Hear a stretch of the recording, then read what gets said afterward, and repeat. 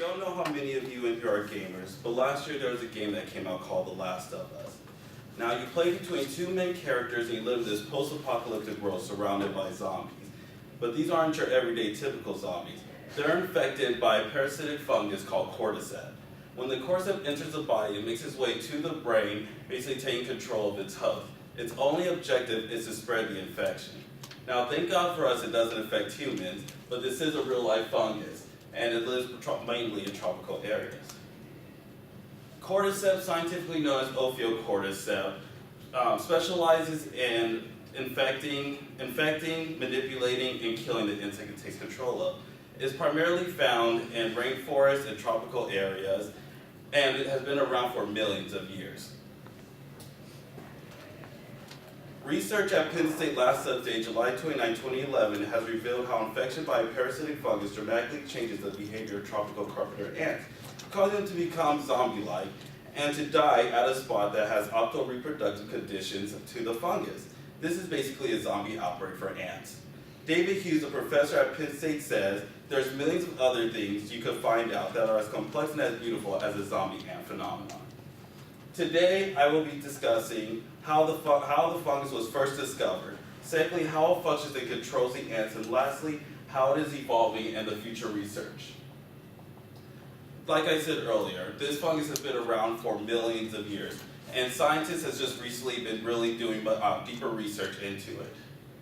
One of the oldest forms of this fungus is a 40-million-year-old fossilized leaf that has revealed the oldest known evidence of the macabre part of nature, and to date back even further. Just a single fossil has given scientists enough research to find out that this fungus has been around even before dinosaurs. Alfred Russell first discovered this fungus in 1859, and David Hughes, who you see right here in the picture, has continued his research and looked even deeper into it. He graduated from Penn State University in 1990 and is still continuing the research, and in the year 2012 he finally found how this fungus really works. Now this fungus works in miraculous, mysterious ways. It starts off with the infection step, then it goes off to the death grip, fungal growth, and infection zone. The infection is when a foraging carpenter ant walks through an area of the rainforest infested by the microscopic spores dropped by the mature fungus. The spore is a secrete an enzyme that eats through the ant's exterior, and once in the body, travels to the ant's brain and takes fully control of it. The death grip, which is the next step. After 2 days, the ant leaves its colony and climbs down to a spot where the temperature and humidity are optimal for the fungus to grow. The ant crawls onto a stem or on the underside of the leaf and bites the middle vein so it won't fall. And once it does that, it dies. The fungal growth is a fungus consumes the ant's organs and eats the inside completely and uses the shell of the ant to protect itself. The fungus' main stem, called a stroma, erodes from the back of the ant's head and grows.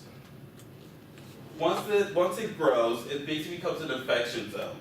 The mature fungus releases spores of stroma into the air, and the spores fall to the ground, creating a 10 square feet infection zone that attacks other ants that are close by, and the cycle continues on.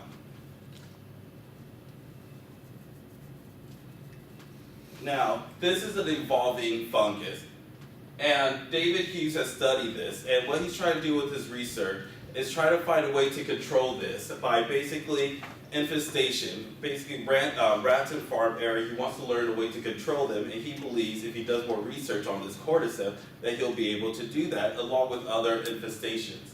The evolution, this fungus is basically evolving. It's been evolving for 500 million years and it's still evolving today. Scientists believe that this could even evolve enough to affect humans later on in the future. If they've seen other cases such like this from AIDS coming from chimpanzees and other flu infections coming from farm animals. And the reason why those affected humans was because we became exposed to these creatures.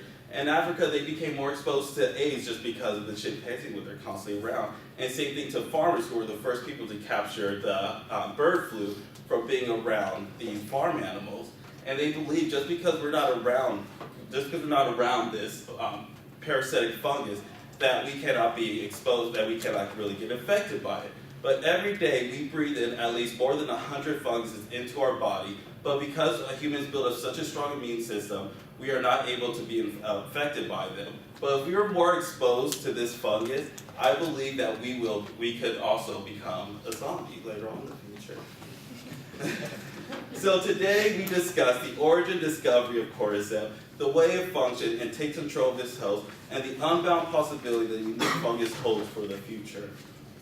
The game The Last of Us won many awards and really made people aware of this real-life brain snatcher.